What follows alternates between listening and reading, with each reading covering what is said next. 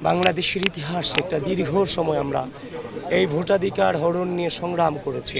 ঢাকা বিশ্ববিদ্যালয় কেন্দ্রীয় ছাত্র সংসদ নির্বাচনে ছাত্রদল সমর্থিত সহ সভাপতি পদপ্রার্থী আবিদুল ইসলাম খান জানিয়েছেন, তিনি এই নির্বাচনে অভিযোগ নয় বরং ভোটকে উৎসব হিসেবে উদযাপন করতে চান। মঙ্গলবার সকাল 10টার কিছু আগে বিশ্ববিদ্যালয়ের কার্জন হল ভোট কেন্দ্রের সামনে সাংবাদিকদের সঙ্গে আলাপকালে তিনি একথা বলেন। সকাল 8:30টার দিকে আবিদুল ইসলাম খান শারীরিক শিক্ষা কেন্দ্রে স্থাপিত ভোট কেন্দ্রে প্রবেশ করেন। সেখানে জগন্নাথ হলের শিক্ষার্থীরা ভোট দিচ্ছিলেন। উপস্থিত সাংবাদিকদের তিনি জানিয়েছেন, রিটার্নিং কর্মকর্তার অনুমতি নিয়েই তিনি কেন্দ্রে প্রবেশ করেছেন।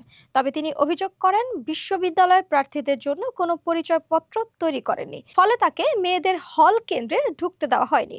পরে বঙ্গবন্ধু শেখ মুজিবুর রহমান হলের প্রার্থী হিসেবে উদয়ন স্কুল অ্যান্ড কলেজ কেন্দ্রে নিজের ভোট দিতে এসে শিক্ষার্থীদের উদ্দেশ্যে তিনি আহ্বান জানান, সবাই যেন ভোটাধিকার প্রয়োগ করেন। তিনি বলেন, ঢাকা বিশ্ববিদ্যালয় ও বাংলাদেশের ইতিহাসে আমরা দীর্ঘ সময় ভোটাধিকার হরণের বিরুদ্ধে লড়াই করেছি। আজকের এই নির্বাচন গণতন্ত্রের একটি নতুন দৃষ্টান্ত হয়ে থাকবে। তাই কোনো শিক্ষার্থী যেন ঘরে বসে না থাকেন, সবাই কেন্দ্রে এসে নিজেদের ভোটাধিকার প্রয়োগ করুন। আমরা যে সুন্দর সংস্কৃতিটা দেখতে চাই, সুন্দর রাজনৈতিক পরিস্থিতি দেখতে চাই। অভিযোগ করলে আমরা অনেক অভিযোগ করতে পারি, কিন্তু আজকে নিয়ত করেছি কোনো অভিযোগ করবো না। আজকে শুধু এনজয় করবো। নিজের ভোট দেওয়ার প্রসঙ্গে আবিদুল ইসলাম খান বলেছেন, আমি মাত্রই উদয়নে এসেছি, এখনো ভেতরে ঢুকিনি।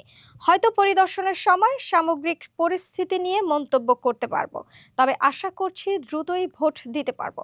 শিক্ষার্থীদের উদ্দেশ্যে তিনি আরো বলেন, দীর্ঘ সময় পর গণতন্ত্রের দ্বার উন্মোচিত হচ্ছে, তাই শিক্ষার্থীরা যেন তাদের বিবেককে কাজে লাগিয়ে যোগ্য নেতৃত্বকে বেছে নেন, সেটাই আমার প্রত্যাশা।